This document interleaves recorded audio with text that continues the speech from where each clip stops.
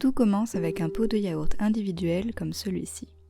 Vous remarquerez que le mien est vide, c'est parce que je n'avais pas de pot individuel aujourd'hui, mais le principe reste le même, on va se servir de ce pot pour faire nos mesures. On commence donc par remplir notre pot de yaourt de soja. Aujourd'hui j'avais un pot de yaourt soja de vanille, donc c'est ça que j'ai utilisé. Je le remplis pas jusqu'en haut pour éviter de faire un gros gâteau, mais vous pouvez le remplir jusqu'en haut, il n'y a pas de souci. Dans un saladier, je verse mon yaourt. Je remplis ensuite mon petit pot de lait végétal.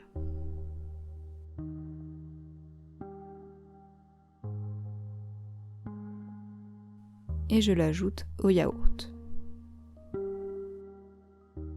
Je mélange rapidement, puis ensuite on va rajouter l'huile.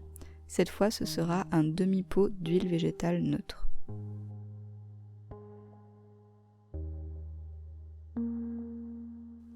On mélange bien pour obtenir une texture homogène. Niveau saveur, aujourd'hui j'ai juste mis de la vanille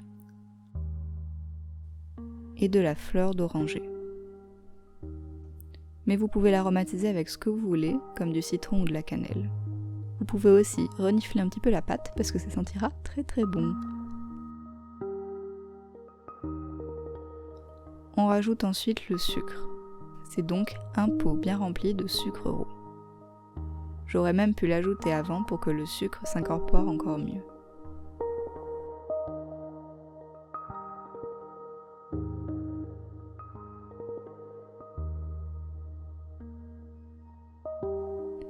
On mélange bien. Et on va ensuite rajouter la farine. Normalement pour les cakes, on utilise de la farine T55 pour que ce soit bien moelleux, mais si vous avez de la T45, ça ira aussi. On met donc 3 pots de farine.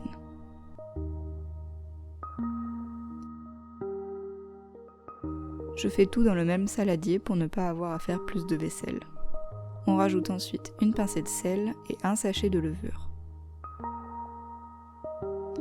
Puis on mélange avec un fouet.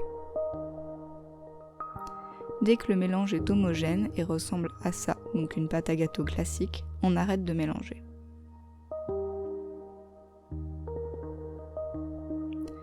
Aujourd'hui je l'ai versé dans un moule à cake, mais vous pouvez très bien le verser dans un moule rond classique, il n'y aura aucun problème.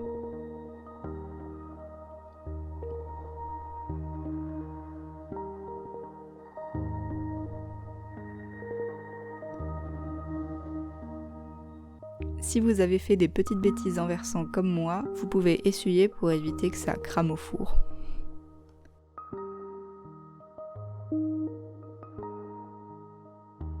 On enfourne ensuite pour 25 à 30 minutes dans un four préchauffé à 180 degrés Celsius.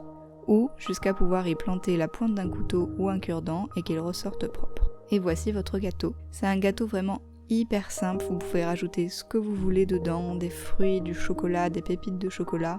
Il est extrêmement versatile et extrêmement facile à faire, donc j'espère que vous testerez cette recette. Le lien vers la recette complète se trouve juste en bas dans la barre d'infos. Si vous testez cette recette, n'oubliez pas de me laisser un petit commentaire et puis profitez-en pour vous abonner à la chaîne si le contenu vous plaît. En attendant la prochaine recette, je vous fais des bisous et je vous dis à très bientôt.